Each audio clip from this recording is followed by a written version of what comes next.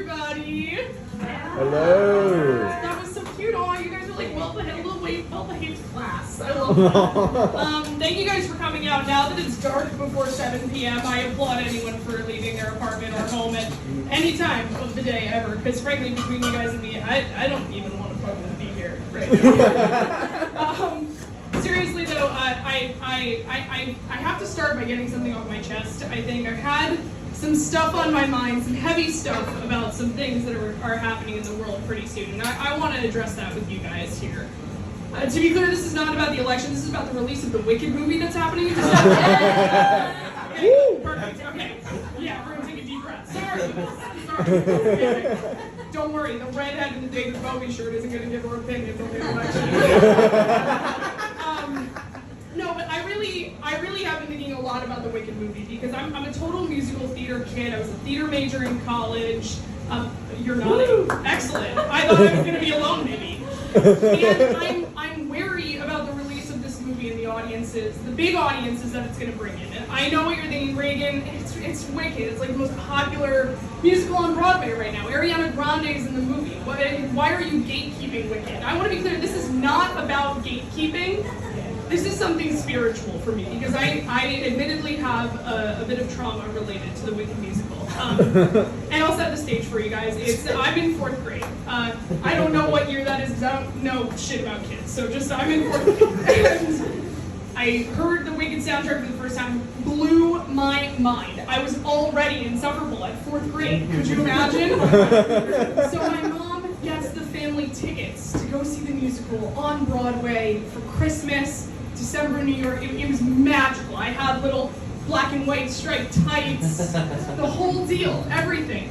And it was me, my mom, my dad, and my brother. My mom and I, musical fanatics. My brother wasn't old enough to know anything that was happening, so that didn't matter. She just put him in a little sweater and sat down. My dad likes some musicals, but we'll call him maybe not a patron of the arts.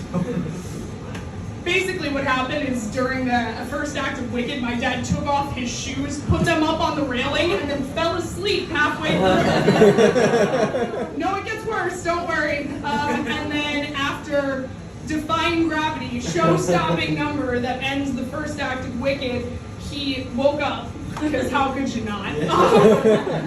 Gets up to go to the restroom, didn't put his shoes back on. He gets halfway through the lobby and my mom goes, Kevin. He couldn't hear her. So he just goes, what? Walked the rest of the way to the men's room without his shoes on, came back, sat down, propped his feet right back up. Guys, that was the first musical that I remember going to, and I don't remember any of the show.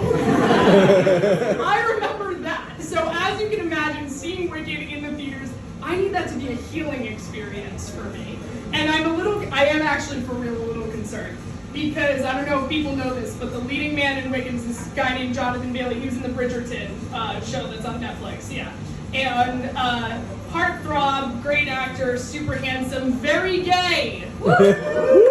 Among the gayest. And I know he broke a lot of hearts with the revelation of that information, being in Bridgerton. But this movie is going to bring a lot of Bridgerton girls, right? And singing and dancing from a handsome man, that does a lot for a certain demographic of white girls. And they are all Bridgerton girls. And I'm just a little bit worried about being in the theater while everyone is having this collective experience that like I went through in middle school. Like I've done this rodeo. Happened to me when I was 13, you know? Okay, and 14. Okay, you got me. And in the spring musical when I was 15. But I'm 25 now. It took 10 years. We figured it out. Finally, we got it.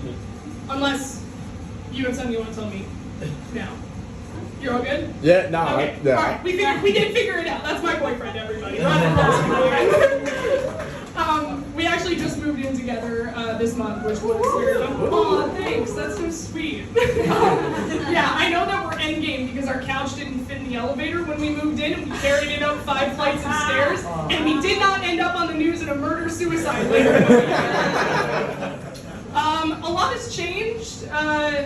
stayed the same, but like we have had to make a lot of like lifestyle adjustments. Like living with a partner, you know, it happens. Big thing has been food. A lot of changes around meals, everything like that. Very pro-snack household that I was entering. And I am not a person with a lot of willpower. Ryan was living in an apartment for a week before I moved in. I opened the freezer to get some ice, and then I remember we don't have an ice maker, so that was kind of a moot journey.